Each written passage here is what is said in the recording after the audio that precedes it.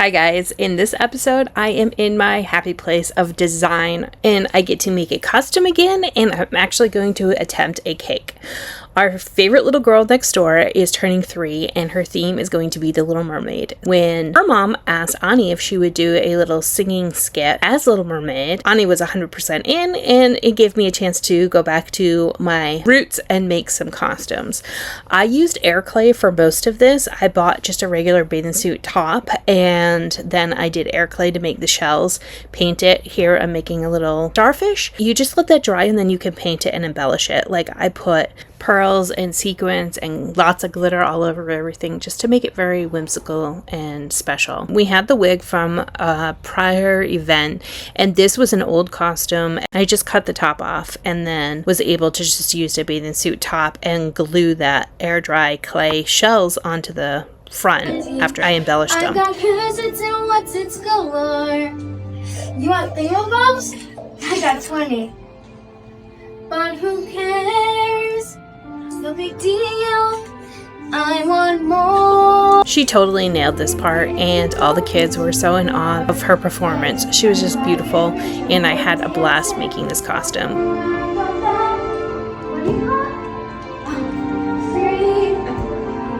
Next, on to the cake. I actually attempted to make my own buttercream and this came out so good. I was told to use gel food coloring because it was better, and hands down it was like one drop, and usually when I use food coloring I have to use like a ton of it to get the color, but that gel coloring is awesome.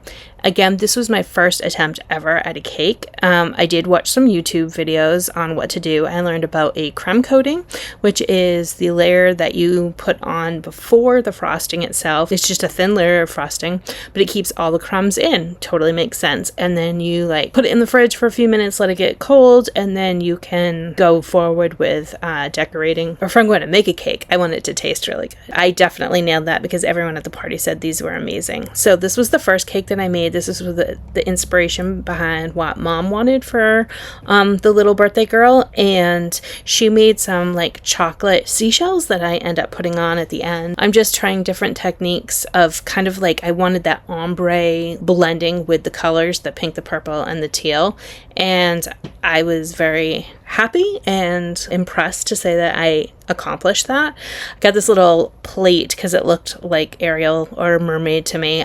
This was like major clearance at Hobby Lobby, so I lucked out their leftover from their summer stuff, but it was perfect. I did add a little bit of vanilla extract to my frosting, and I think that helped like blend the flavors together so it's not too sugary and not too buttery because it's a buttercream. So the vanilla really helped that out, and salted butter. You definitely want salted butter. The salt cuts down on the sweetness of it. I did put graham cracker crumbles around the bottom to make it look like sand, and then I move on to another cake because I wasn't sure that that cake that I made, it was only a 6-inch, that was going to be enough for the whole birthday party. So I took these cardboard pieces, taped them together, and then put blue wrapping paper to make it look like water, and then I'm going to make a pull apart cupcake, and this is going to be in the shape of a mermaid tail. The scales were really fun. Again, this is something that I saw on Pinterest, and so I tried it and it worked. I'm so happy with the way it came out.